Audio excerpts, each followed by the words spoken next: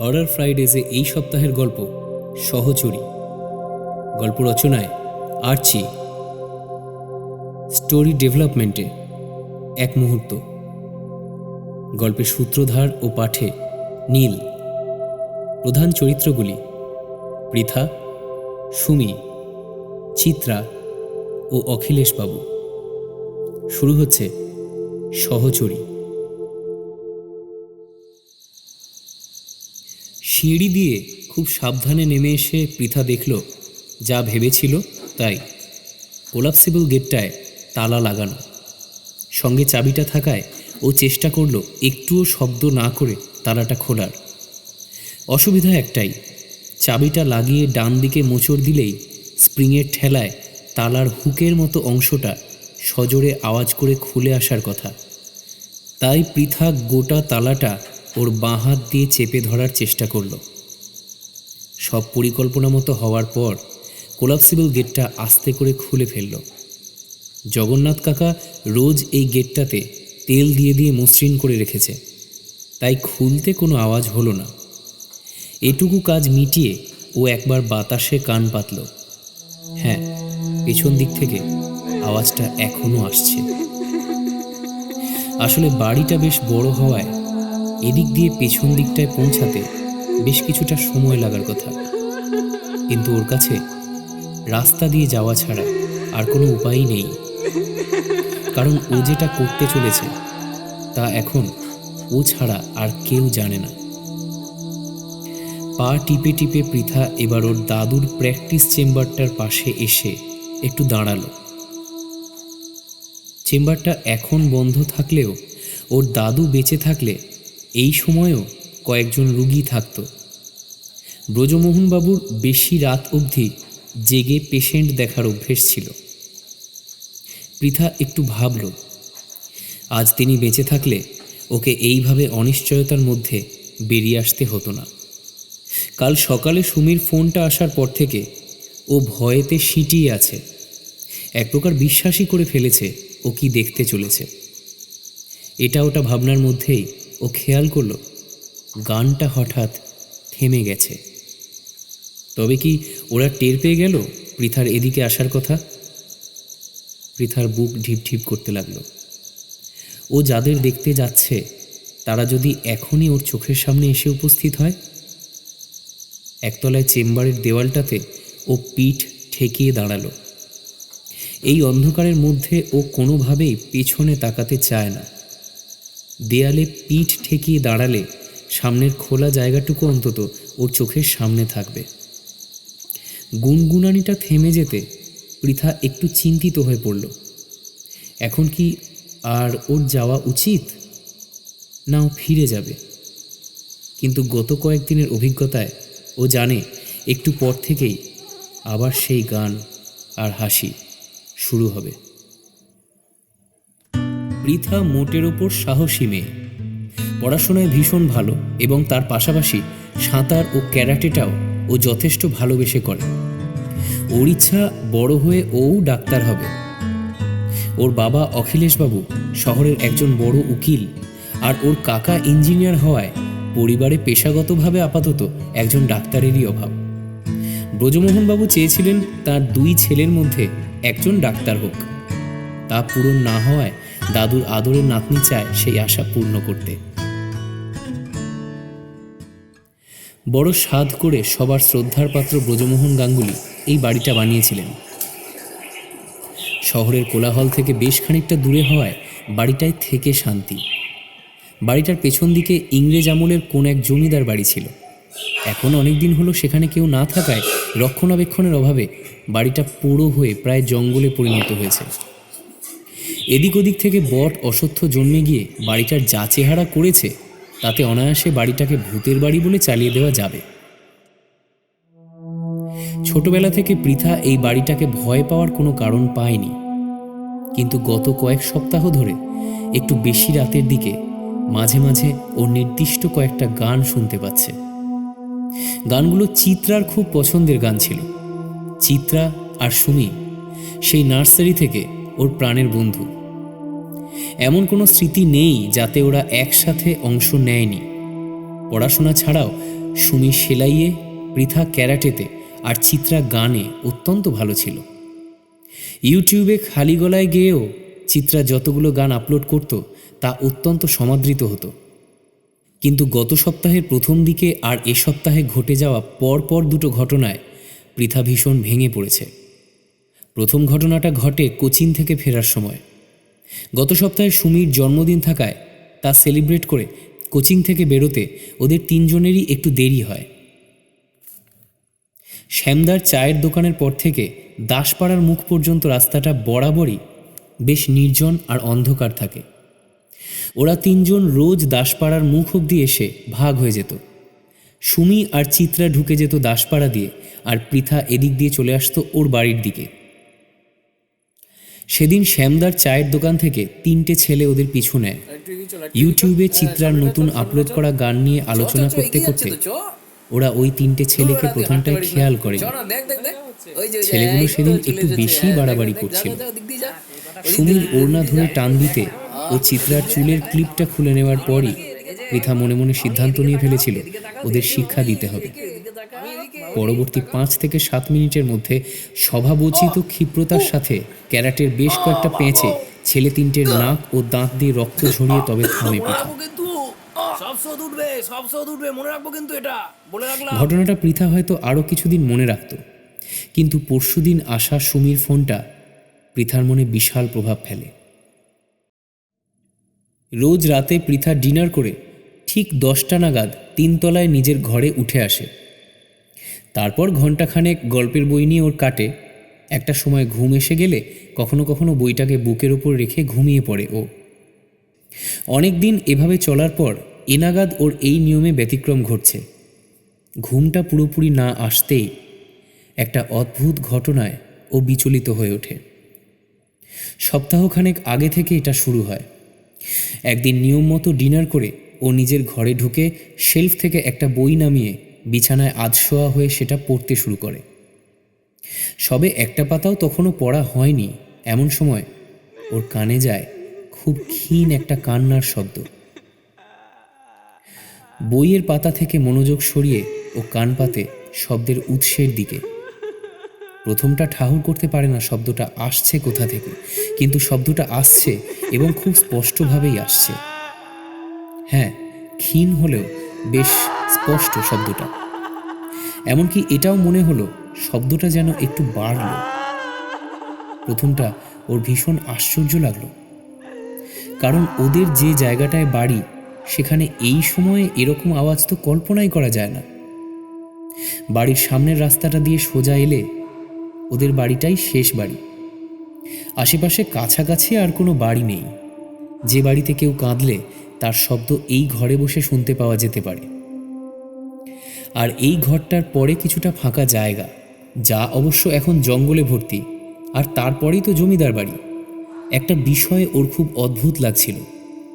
শব্দের উৎসটা যেন ওর খুব কাছেই, যেন মনে হচ্ছে যে কাঁদছে সে ওকে শুনিয়েই কাঁদছে। শেষের কথাটা মনে হতে ওর কেমন যেন ভয় হলো। হঠাৎ কান্নার শব্দটা থেমে গিয়ে খিলখিল করে হাসির আওয়াজ এলো।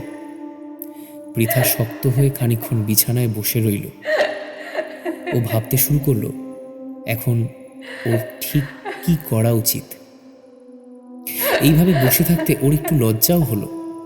এই তো কয়েকটা দিন আগেই যেই মেয়ে দাসপাড়ার প্রায় অন্ধকার রাস্তায় 3টে যুবককে নিজে হাতে তাদের কৃতকর্মের উচিত শিক্ষা দিল, সে কিনা এখন কোথা থেকে আসা কিছু উদ্ভট শব্দে তটস্থ হয়ে বসে আছে।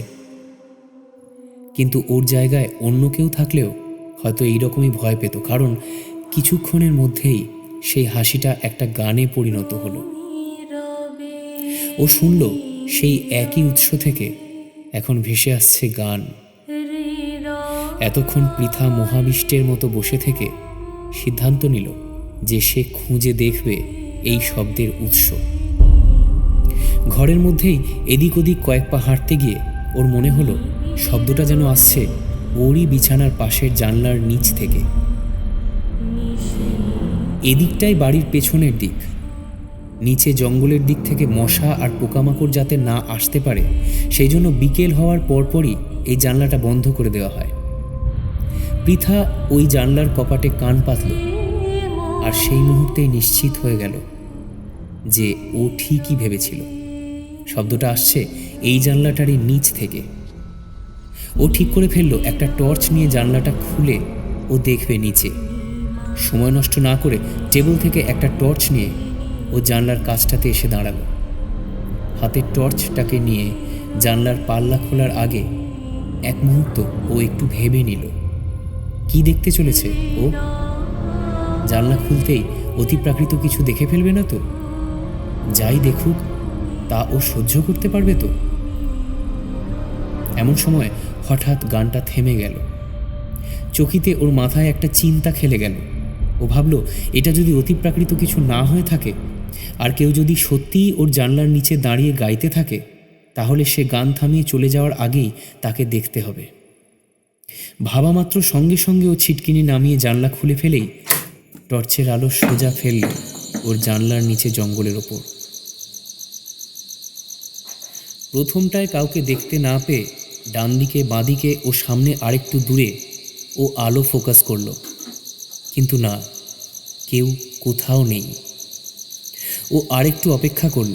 ও টর্চের এলইডির চড়া সাদা আলোকে এদিক ওদিক আরেকটু ঘুরিয়ে ও আরও ভালো করে দেখে নিতে লাগলো যতটা সম্ভব। কিন্তু কিছু না পেয়ে মনের মধ্যে প্রশ্ন নিয়ে টর্চটা নিভিয়ে ফেলার আগেই ওকে চমকে দিয়ে আবার সেই গান শুরু হলো।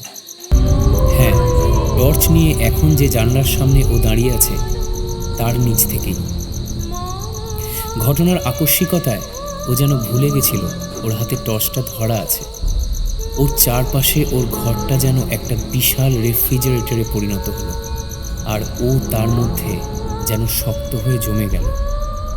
সম্বিত ফিরতে ও প্রায় কাঁপতে কাঁপতে টর্চের আলোটাকে ওর জানলার নিচের দিকে ফোকাস করে সেই দিকে দেখল, কিন্তু না, কাউকে দেখতে পেল না। নিচে জঙ্গলের মধ্যে অন্ধকার চিরে এলইডির সাদা লাইটের বিমের মধ্যে কিছু পোকাকে উঠতে দেখা গেল, আর তার মধ্যেই সেই গানও চলতে লাগলো। যে জায়গা থেকে শব্দ ভেসে আসছে সেই জায়গাটা তার হাতে ধরা টর্চের আলোর মধ্যেই বিদ্যমান, কিন্তু যে গাইছে তাকে দেখা যাচ্ছে না।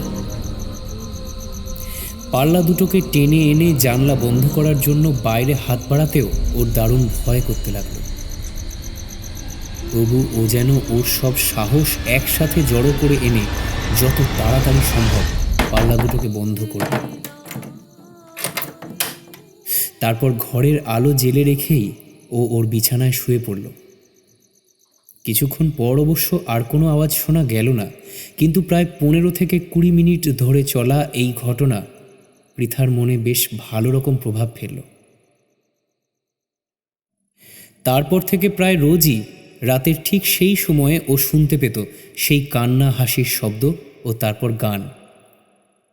প্রথম রাতে শোনার পর পরদিন সকালে ও বাড়ির পেছন দিকটায় দেখে আসতে চেয়েছিল, কিন্তু এদিকটার পাঁচিল অনেকটা উঁচু। ওর পক্ষে ওটা টপকে তার পেছন দিকে তাকানো সম্ভব হয়নি। কিন্তু রাস্তা দিয়ে একটু এগিয়ে গেলে ও পাশের পরিত্যক্ত জমিদার বাড়ির বাউন্ডারির খানিকটা অংশ ভাঙা পাওয়া যায়। সেদিক দিয়ে চেষ্টা করলে অনায়াসে ভাঙা জায়গাটা দিয়ে ঢুকে ও ওর ঘরের জানলার নিচের জায়গাটাতে আসতে পারবে। সুমির জন্মদিনের পরের দিনই 3 দিনের জন্য চিত্রা ওর বাবা মার সাথে কলকাতা যায়। কথা মতো 3 দিন পরেও না ফেরায় পৃথা বেশ কয়েকবার ফোন করতে চিত্রার ফোন সুইচড অফ বলে এবং কাকিমার ফোন কানেক্টই হয় না। তারপর গত পরশুদিন সুমি ফোন করে জানায় কলকাতার গণেশ টকিতে ফ্লাইওভার ভেঙে পড়ে চিত্রা ও তার বাবা মা 3 জনই মারা গেছেন। শুনে প্রথমটায় কেঁদে ফেলেছিল পৃথা, কিন্তু তখনই তার বাড়ির পেছন দিক থেকে আসা কান্না ও গানের শব্দটা তাকে আরও বেশি করে ভাবিয়ে তুলেছিল। পৃথা খেয়াল করে দেখেছিল চিত্রা কলকাতায় যাওয়ার পর থেকেই রাত 10টা বাজলেই 3 তলায় তার ঘরের নিচের অন্ধকার থেকে শোনা যেত গানের আওয়াজ। সঙ্গে শোনা যেত কেউ যেন কাঁদছে। সুমির ফোন পাওয়ার পর থেকে পৃথা জানে যে রোজ রাতে চিত্রাই আসে তার সাথে শেষবারের মতো কথা বলতে। ছোটবেলার বন্ধুত্বের টানে চিত্রা ফিরে এসেছে মৃত্যুর পরও শেষবারের মতো পৃথার সাথে দেখা করতে।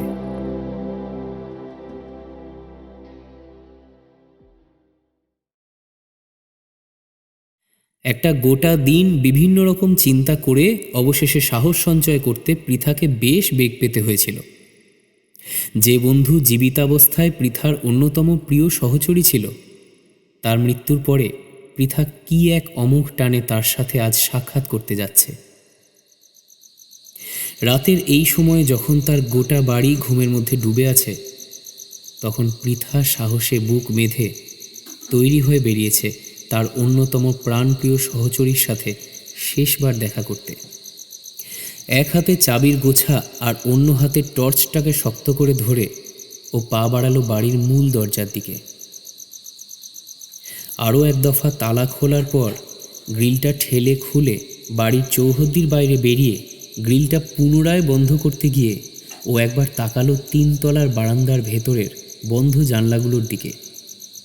পরিবারের আর সদস্যরা কি শান্তিতেই না ঘুমোচ্ছে। কেন যে ও থাকার জন্য পেছনের ঘরটাই পছন্দ করেছিল। রাস্তাটুকু পেরিয়ে ও এসে দাঁড়ালো জমিদার বাড়ির পাঁচিলের ভেঙে পড়া অংশটার কাছে। শেষবারের মতো সব দ্বিধা ঝেড়ে ফেলে ও পা রাখল বাউন্ডারির ভেতর।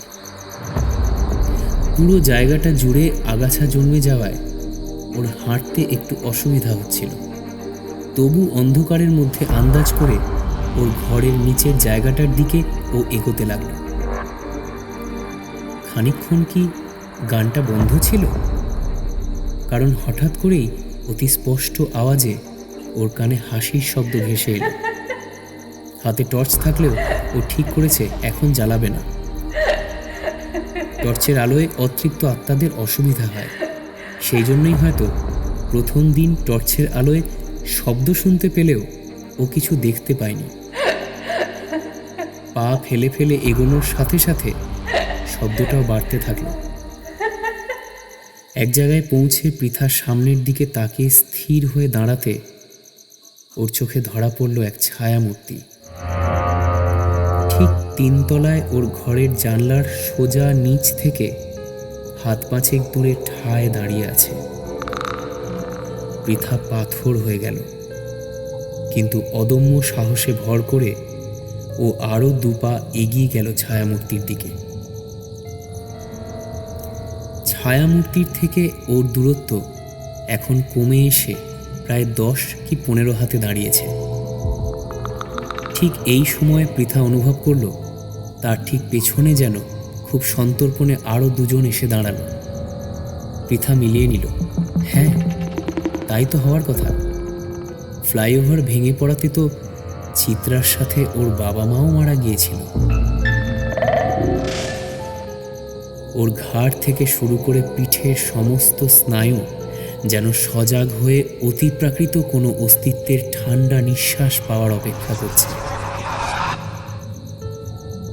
ও স্থির করতে পারল না ওর কি করা উচিত। আর ভাবতে না পেরে এবার মরিয়া হয়ে ও টর্চের আলো ফেলল সামনের ছায়ামূর্তির দিকে। এবারও স্পষ্ট দেখতে পেল ফ্লাইওভার দুর্ঘটনায় থেতলে বিকৃত হয়ে যাওয়া একটা রক্তাক্ত মুখ। সেই মূর্তিমান বিভৎসতা ওর দিকে তার 2 হাত বাড়িয়ে দিয়ে এগিয়ে আসতে গিয়ে হঠাৎ শূন্যে ভেসে উঠে শূন্যেই থমকে দাঁড়িয়ে গেল। আর ওর পেছনেও শুনতে পেল ধূপধাপ শব্দ। অজ্ঞান হওয়ার মুহূর্তে পৃথা শুনতে পেল ওর চারদিক থেকে আসা অপার্থিব হাসি আর কান্নার আওয়াজ যেন চরাচরকে খান খান করে শূন্যে বিলীন হয়ে যাচ্ছে।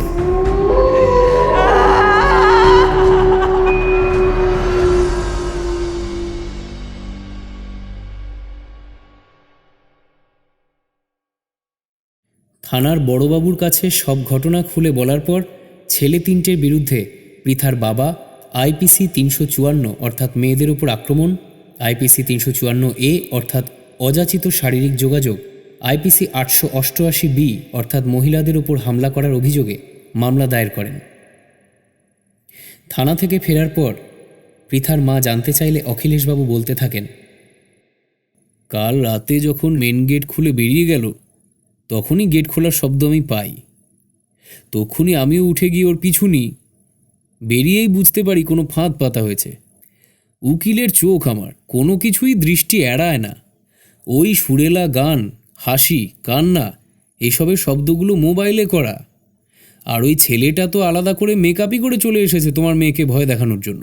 আর জানো, আমার মনে হয় রাস্তার আলোটা ওরাই নষ্ট করেছে। পাশের বাড়ির নিখিল আর সুবোধকে বলাই ছিল আমার। ওকে বেরিয়ে যেতে দেখেই ওদের আমি ফোন করে দিই। ফোন পেয়ে ওরা সঙ্গে সঙ্গে চলে আসে।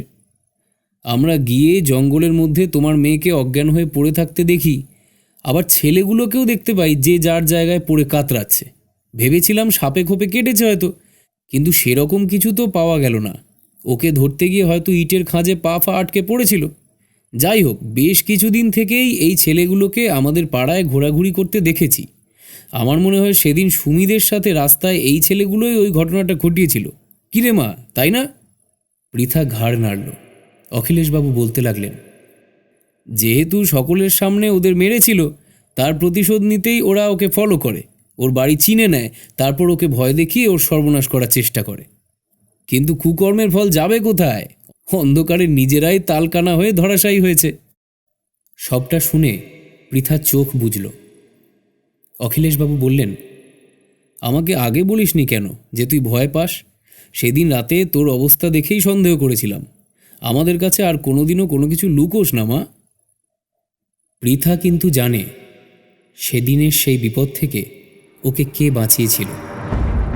হাজার হোক প্রাণপ্রিয় সহচরীর উপস্থিতি মৃত্যুর পরও বিপদের মধ্যে পৃথাকে একা হতে দেয়নি।